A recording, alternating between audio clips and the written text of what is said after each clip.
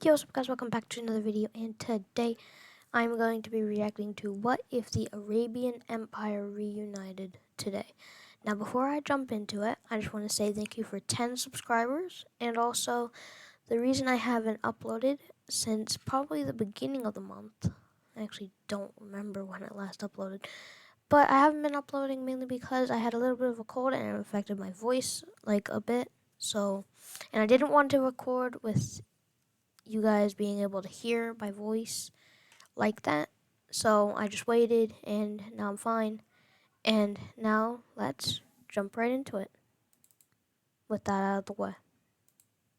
Over 1,000 years ago in the 8th century, the most powerful empire in the world was the Arab Caliphate ruled by the Umayyad dynasty. It was the largest empire that the world had ever seen up to that point, and in the year 720 the empire stretched all the way from the Atlantic Ocean in the west to India in the east. It was, without a doubt, the most powerful empire in the world, but gradually over the centuries receded into history. That then begs the question, what if this old empire was reunited today in the modern world with the exact same borders that it had in the year 720? Despite how utterly impossible this is, let's just assume that the Caliphate suddenly just appeared back into existence instantly with its exact borders. 36 different modern...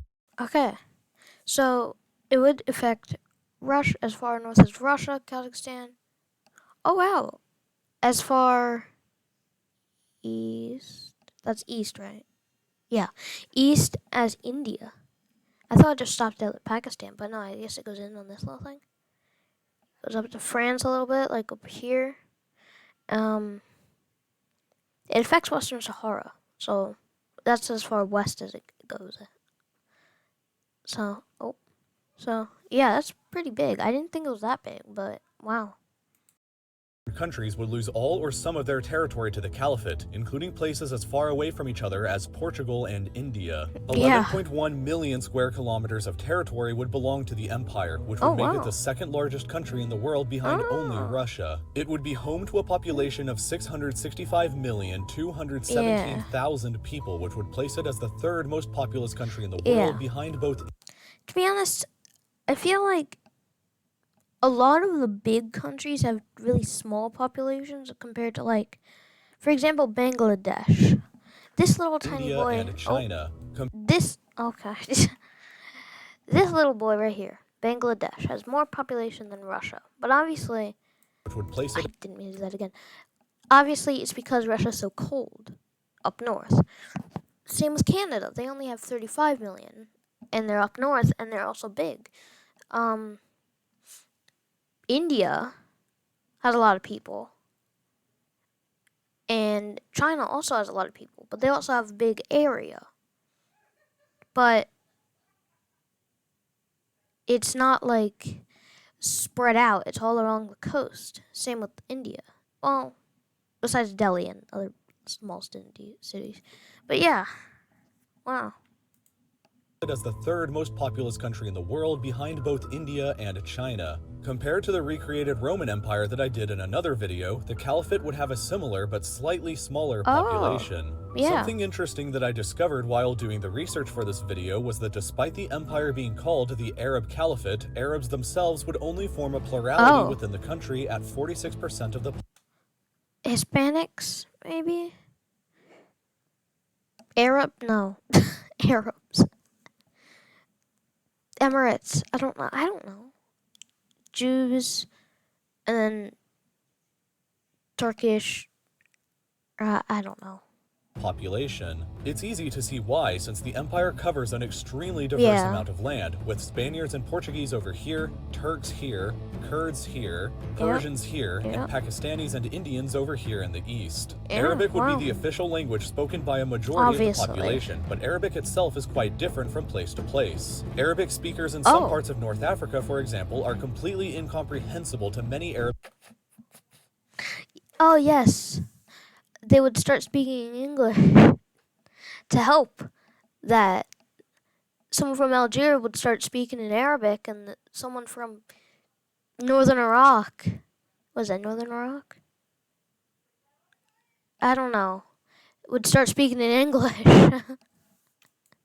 Arabic speakers from Syria or Iraq for a variety of reasons. Yeah, Syria or Perhaps Iraq. every variety of the language would be considered as official, but overall, Arabic would remain the most well-understood language within the borders of the empire. Of course, from the title of this video and the area of the world that we're talking about, you probably were safe to assume that Islam would be the dominant religion within this empire. Islam would be represented by 85% of the Caliphate's modern population, divided between 64% being Sunni and 21% being Shia. The Caliphate would also have a very large Christian minority represented by 9% of the population. Jews would make up 1% of the population. Hindus, Zoroastrians, and other faiths would make up a following 3%, and the final 2% would be made up of atheists or non-religious persons. Also interestingly, the largest city in the Caliphate, Karachi, would be located in Pakistan outside of the main Arab core. Karachi has almost as many people living in it than all of Afghanistan combined, for example. And the other biggest cities in the Caliphate would be Cairo, Tehran, Baghdad, and Riyadh.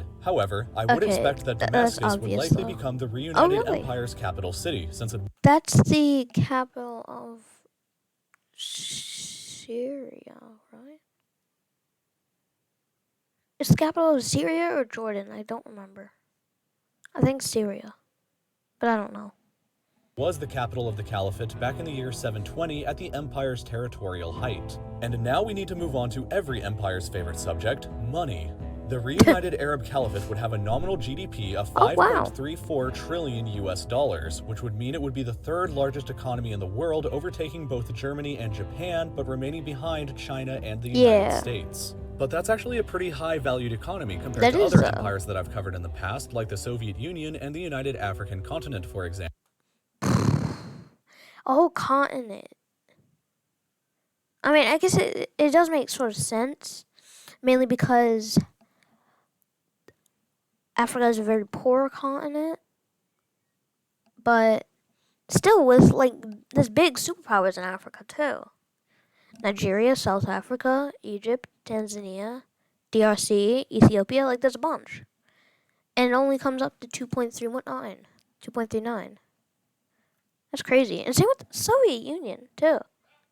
Like, the Soviet Union would definitely be around the same size, I feel like, as Africa. But it only has that much of a economy. 2.03. Huh. However, the Caliphate's nominal GDP per capita would be down to just $8,027 a person, which means that the living conditions for the average citizen would be roughly the same as it is for the average citizen in China today. Of course, since the Caliphate would absorb entire countries like Saudi Arabia, Iran, Kuwait, and Qatar, it would instantly become by far the world's largest producer of oil. In fact, nearly 30% of all the Earth's oil production would be controlled by the Caliphate, which would give it an enormous leverage on the world stage. The other tool that the empire could use as leverage would be its massive military, which would become the largest in the world with 4,214,000 active duty troops. That's more. To be honest, obviously it would be that, but I feel like I don't think it would be able to hold that giant military that's bigger than the US and China combined. But just, yeah, I don't think it would be able to hold it, maybe.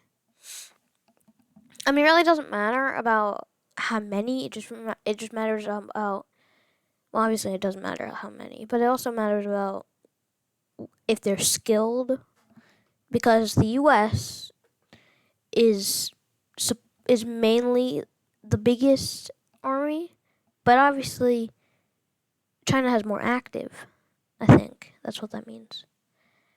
But the US Army men are skilled.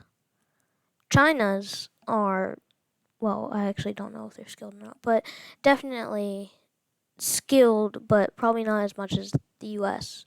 All I'm trying to say is that it's a big military, but I don't think it'll be able to hold that much of a military. Active duty soldiers than China and the United States combined, and in addition, the Caliphate would find itself in possession of an additional 4,216,000 troops placed in reserve. Okay, that's basically double. Only has 2,000 more in reserves, but that's crazy. If called upon, the Caliphate would have by far the largest military force in the world. The only two empires that I've covered before who would have larger militaries would be both the Mongol and British empires. Obviously. With all things being that just makes sense, to be honest, because they're both... Mongol covers China, Russia, just basically almost like a third of, maybe even half of Asia. And the British is like expanded across the world to North America, to South America, to every continent, really. So that just makes sense. Considered, the reunited modern Arab Caliphate would almost certainly be a potential world superpower. Governing from its capital of Damascus, the Caliphate would be the second largest country in the world, have the third highest population in the world, have the third largest That is, global economy. It would be in wow. possession of the world's largest military and also Obviously, control yeah. 30% of the entire world's oil production. That is a lot of strengths that can come in handy, though. Especially the oil. Wow. Vastly more than any other individual country. It would probably be similar in world power projection to modern-day China, but it could struggle with the vast ethnic diversity such a large empire would bring, its relatively low living conditions on average, and the large divide between Sunni and Shia Muslims within the country. Yeah, that would probably start some civil wars, maybe, but, well, yeah. Internal pressures and problems is what tore the historical caliphate apart before it finally succumbed to the Mongol invasions in 1258. Oh, wow. So it would be interesting to see how or if the modern version of it could overcome these similar problems. Leave your thoughts and comments below about your theories on how this modern empire would handle. So, it is basically a superpower, but, like, it would definitely struggle with the Sunni and Shia split, because that would probably spark a couple conflicts between the nation. But anyways, guys, I hope you enjoyed me reacting to this video. I liked it. Make sure to check out the original video below, because if you're like me, you just watch reaction videos purely because the video. But definitely make sure to go down and actually watch the original. So, with that out of the way, I hope you guys enjoyed, and I'll see you guys whenever I next upload. Bye!